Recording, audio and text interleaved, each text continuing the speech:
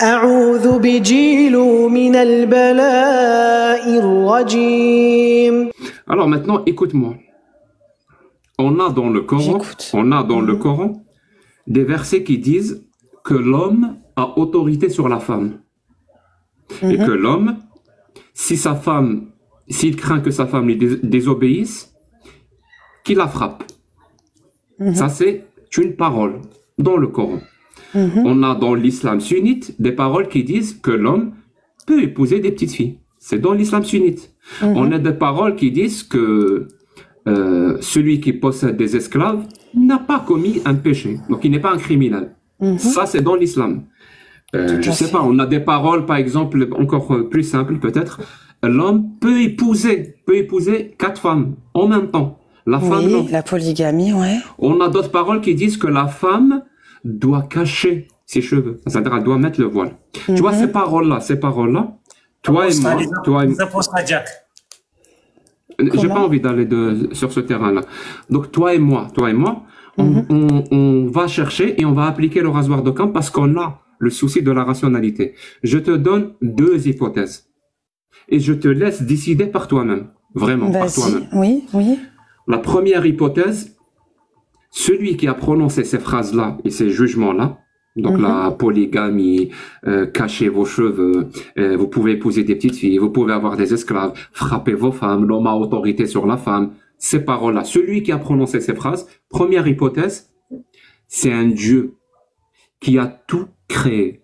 L'univers, les galaxies, les étoiles, les planètes, il a tout créé. Ça fait partie de la croyance en Dieu. C'est lui qui a prononcé ces phrases-là, misogynes et esclavagistes. C'est lui qui a prononcé ces phrases-là. Deuxième hypothèse, écoute bien, celui qui a prononcé ces phrases-là, c'est un ou des êtres humains du 7e siècle, qui vivaient au 7e siècle dans le désert d'Arabie, qui étaient eux-mêmes des êtres humains qui vivaient dans des sociétés misogynes, patriarcales et esclavagistes. Donc on a 2 hypothèses. Ces phrases-là ont été prononcées par un Dieu, ou ces phrases-là ont été prononcées par des êtres humains misogynes, patriarcales et esclavagistes du 7e siècle, c'est-à-dire ignorants par rapport à nous, toujours. Hein. Quelle est l'hypothèse que tu dois privilégier si tu veux rester rationnel? L'hypothèse du Dieu qui a prononcé ces phrases-là ou l'hypothèse des êtres humains qui ont prononcé ces phrases-là? Si on veut rester rationnel, c'est de ne pas y croire du tout. Tout à fait, je vais pas être hypocrite. Hein, Jack? C'est de ne pas y croire du tout. D'accord? Mais après, chacun a ses convictions et sa façon de voir les choses. Moi, j'ai une croyance totale en Dieu. Pourquoi? Bah oui, Jack, pourquoi? Parce que tu réponds pas à ma question. Hein. Ma question est, je veux rester rationnel, je dois privilégier une hypothèse. Si je veux rester rationnel, si on veut, privilégier l'hypothèse humaine, tout à fait. C'est absolument incohérent. Tu privilégies quelle hypothèse? C'est ça qui m'intéresse. Moi, je sais quelle hypothèse je privilégie. Moi, par souci de rationalité, de logique, je vais privilégier l'hypothèse humaine. Et toi, quelle hypothèse tu vas privilégier? Sur beaucoup de sujets, oui, l'hypothèse humaine. Très bien, ça veut dire pour toi, la parole, l'homme a autorité sur la femme. Tu vas me faire dire des choses, c'est pas bien. C'est pas ça, Jack. La parole qui dit l'homme a autorité sur la femme et celle dont il craint la désobéissance, frappez-les, cette parole-là, tu vas privilégier... la femme battue. Je suis contre qu'on frappe la femme. Je suis contre le viol des petites filles. C'est pas grave. La phrase qui dit l'homme a autorité sur les femmes et celle dont vous craignez la désobéissance, frappez-les. Cette phrase-là, elle a été prononcée par un être humain ou par un Dieu divin? Quelle hypothèse tu privilégies si tu veux rester rationnel et logique? Si je reste rationnel, elle a été par l'être humain, pas par un Dieu. Tu viens de dire qu'une phrase du Coran a été prononcée par des êtres humains. Non. Un Dieu, il ne peut pas dire. Oui, mais c'est ma croyance à moi. C'est mon Dieu. Donc ta croyance à toi, le Coran est humain. Ma croyance à moi, c'est que ça a été interprété, réinterprété, et écrit et réécrit, et qu'il y a eu des erreurs, Jack. Tu changes de sujet. Moi, je t'ai parlé d'une phrase. Cette phrase-là, mais moi, je crois fortement en Dieu, Jack. Donc ça, il n'y a pas de souci. Crois en Dieu. Parce justement, moi, je compte là-dessus. Avec toutes ces injustices. Malika, la reine. Crois en Allah moi, ça yahafdak. m'arrange. C'est très Moi, gentil ce que tu moi, dis. ça m'arrange. Il n'y a pas de souci. Ouais. Moi, ça m'arrange que tu crois en Dieu. Moi, j'aimerais savoir le Dieu auquel toi tu crois. C'est lui qui a prononcé ces paroles. Il y a De eu frapper des les erreurs femmes. d'interprétation, je suis convaincue. Jack, je suis convaincue qu'il y a eu des erreurs. Ça a été écrit, réécrit, et il y a eu des erreurs. C'est pas possible. En tout cas, ça a été tellement réécrit que le Coran qu'on a aujourd'hui, c'est une parole humaine. C'est pas une parole divine. Voilà. Enfin, il y a eu une parole divine et ça a été réinterprété. Non, Jack, vraiment, bah, moi aussi, écoute-moi. Il y a eu une parole divine. Jack, il y a trop d'injustice dans le monde. S'il te plaît, écoute-moi sur ça. Je vais t'écouter, Oui. je t'inquiète pas. Je Bon, vais te d'accord. laisser tout le temps pour t'exprimer. D'accord, Concentre-toi 2 secondes. Hein. Je veux bien. Vas-y. Qui va demander à une femme de se cacher les cheveux? Qui va demander à une femme de se cacher les cheveux? Bon, moi, déjà, on m'a dit Vraiment qu'il n'y un avait dieu, pas de voile. un Que dieu le qui a voile, tout c'était, créé, oui. ou un bédouin ignorant qui vivait sous les tentes et qui n'avait même pas de toilette. Qui va demander à une femme de se cacher les cheveux? Sérieusement, tu crois vraiment que c'est un dieu qui va demander à une femme de se Ça, cacher c'est les possible. cheveux? Ça, c'est possible. Pas de se cacher les cheveux, mais d'avoir un accoutrement. Voilà, un accoutrement où on n'est pas dans la. Non, Jack, Très vraiment. Je Très bien. porte pas le Quelles sont voile. les hein. chances? Je Quelles sont peux les pas. chances? Je- Mais quelles sont les chances, comme Tu mon me ami? laisses pas parler. Ouais. Je t'ai dit, je vais te donner tout le temps nécessaire. Mais je D'accord, finis juste mon d'accord. raisonnement. Merci. Mais quelles sont les chances que comme mon ami Rajesh Kotrapali, qui est né en Inde, donc Oui. dans une famille indo, qui est devenue hindou, quelles sont les chances que toi, tu sois musulmane juste parce que tu es né dans une famille musulmane? Et non pas parce que tu as été convaincu ou quoi que On ce va soit. dire à C'est-à-dire- parce que même 90-95% de chances oui. il y a 90% de chances que tu sois juste victime d'endoctrinement. 95%. Oui, tout à fait. Pas victime Moi, j'ai fini d'endoctrinement. mon travail, madame. Oui, Si tu penses l'as que fini, tu es parce à que- 95% endoctriné, tu as déjà Mais apostasie. il y a pas, Oui, c'est Karim, pas oui, vraiment Karim. une endoctrine, Jack. Non. Je crois que c'est important. C'est peut-être pas le mot exact que j'ai voulu exprimer, l'endoctrinement. Mais j'ai le mot exact et je l'ai oublié. C'est peut-être parce que je suis en lave. C'est pas vraiment ça. Voilà, un conditionnement. Nous sommes nés dans un conditionnement. C'est un synonyme, tout à fait. Mais on va dire qu'il va moins choquer. Jack, on va dire qu'il va moins choquer. Ah non, Il va moins choquer. Moi, ça me choque pas, moi. Toi, Ça me non. choque plus. Conditionnement, c'est encore pire pour moi. Écoute, et moi c'est l'exactitude. Pour moi, c'est ça. On est né dans un conditionnement où on nous dit il y a Dieu, shahadé, voilà les sourates. Moi, j'ai eu des copines dans l'enfance qui allaient à l'école arabe ici en France, qui ont appris des sourates, à prier, On lui etc. dit pour l'enfer et le paradis que ça n'existe pas. Attends, Jack, Encore. attends. On lui Moi, dit j'y qu'elle- ai peur de l'enfer, je le dis. Mais Oui, je sais que tu as Jack, peur de s'il l'enfer. te mais plaît, on lui dit s'il te qu'elle ça plaît, n'existe écoute-moi. pas. S'il Le te Père plaît, Noël aussi écoute-moi. n'existe pas. Non, mais c'est pas ça. C'est que oui, Je te on laisse est le dans un avec conditionnement et avec le temps, d'accord. Et avec le temps, bien sûr qu'on essaye, selon ce qu'on a, d'essayer d'apprendre sur notre religion, d'accord. Et on se pose des questions. D'ailleurs, c'est pas haram hein, d'avoir le doute. Il y a trop d'atrocités dans le monde, et aussi faites aux enfants, pour ne pas croire en une divinité, pour ne pas croire en une justice divine. C'est pas possible. Voilà, c'est tout ce que j'ai à dire. Voilà.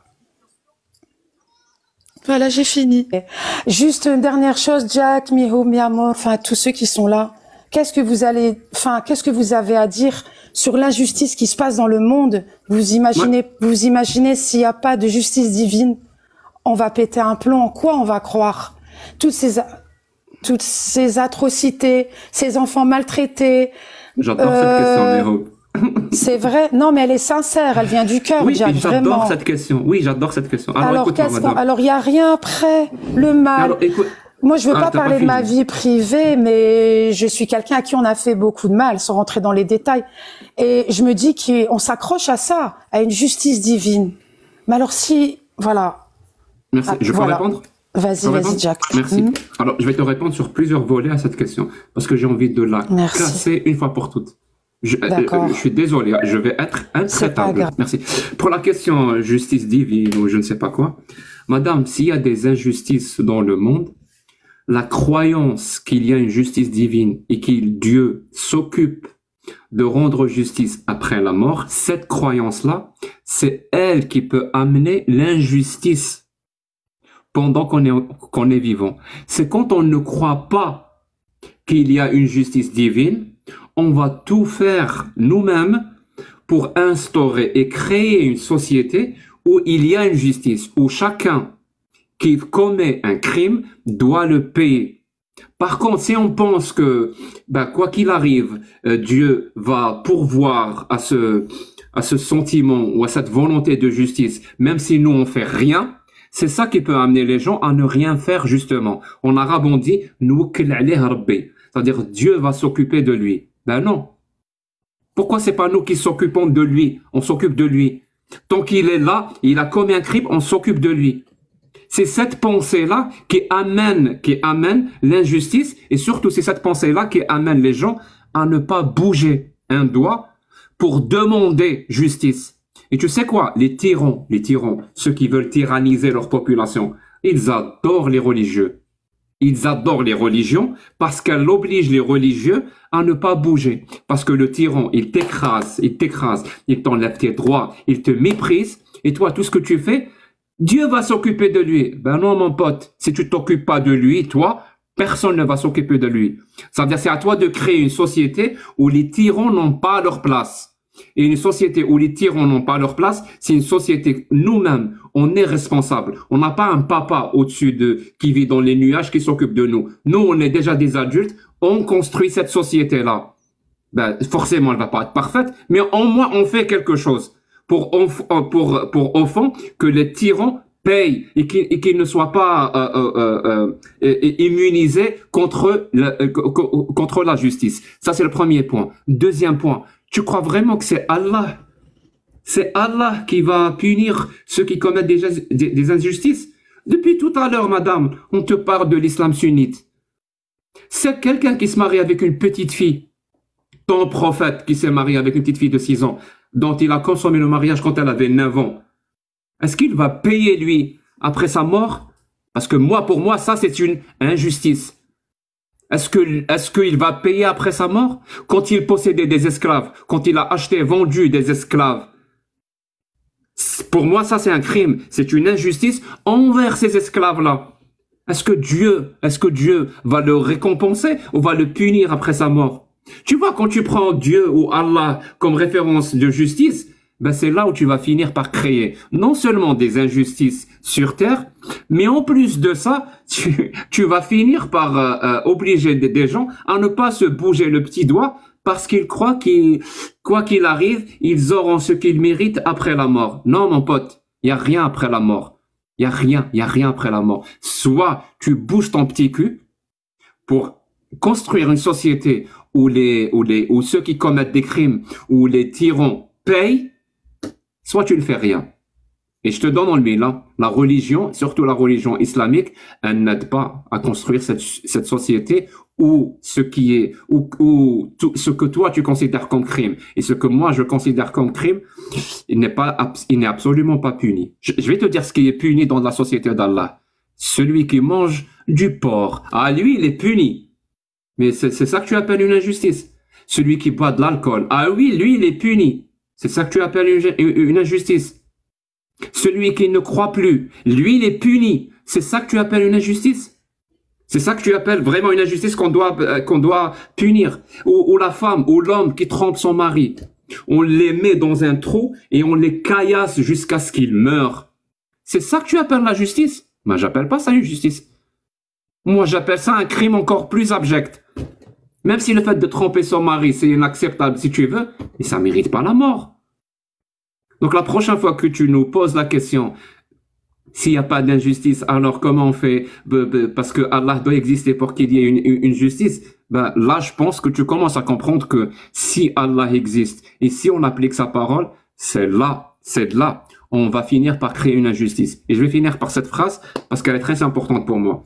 Les gens qui croient à l'enfer et au paradis, vraiment, qui croient fortement, comme c'est décrit dans l'islam sunnite, et qui veulent tout faire, donc appliquer la parole d'Allah pour aller au paradis, pour éviter l'enfer, ces gens-là vont finir par créer l'enfer sur terre. Merci beaucoup, Malika. On va passer la parole. J'espère que j'ai répondu à ta question de manière exhaustive. Voilà, une belle soirée à vous. Jack, ça a été un honneur de discuter avec quelqu'un de très intelligent comme toi. Ça a été un honneur. Non, mais vraiment, une belle soirée à vous. Merci beaucoup. Allez, salam, au revoir. بسم جيل الرحمن الرحيم